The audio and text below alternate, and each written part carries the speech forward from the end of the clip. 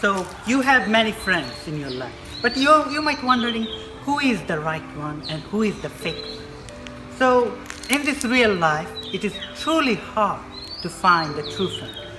Shakespeare said well in his poetry, and we know he said, "Blow, blow, thou winter wind, thou art not so unkind to me, as man ain't envy." So I'm not going to the poetry, but today we're going to discuss then the sign of the true friend and fake friend. But in order to define the true friend, you need to know who is your fake friend. So today we're going to learn who is your fake friend. So if we're able to define them, we can easily catch them, and that is the match. And that twist will blow their mind. Your fake friend will be defeated. So there is a 5 signs for this, and I hope you will enjoy this. So let's get started. Have you ever been backstabbed, lied to, or betrayed by someone you thought you could trust? Unfortunately, we can't stop people from taking such actions against us, but we can decide who we keep in our lives. Wondering if your BFF is reliable or not?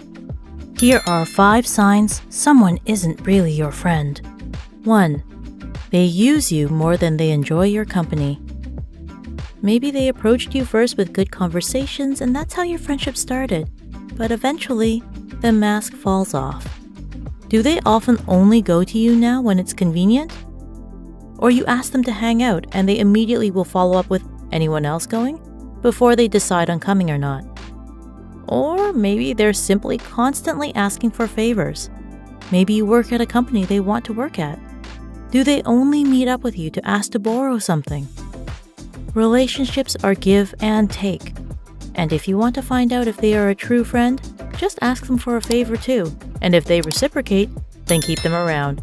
Otherwise, you know what to do. 2. There is an imbalance in communication.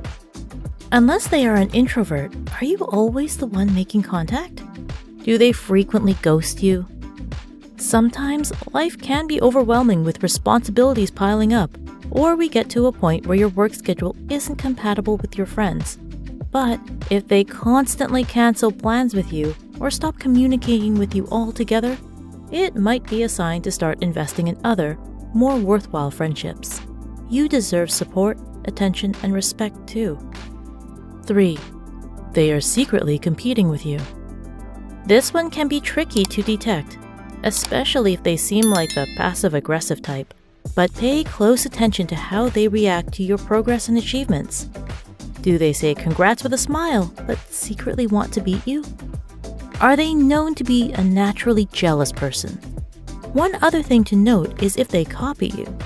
Copying is an attempt to steal your identity. They might try to keep up with you by trying to become a replica of you. Not that it's not flattering, but still. Before we begin our next topic, we actually want to give a small shout out to Domix.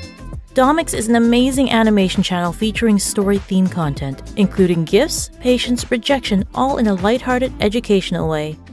Be sure to check him out. He also runs a cool gaming cafe if you're around Mississauga in Toronto with an awesome group of people. Now, on to point 4. 4. They bring you more drama than support. If you have low tolerance for drama, it's probably best to evaluate if you can see yourself growing with someone who enjoys gossiping and stirring up trouble. A solid friendship is about having fun with someone and providing a safe space where both parties can confide in one another.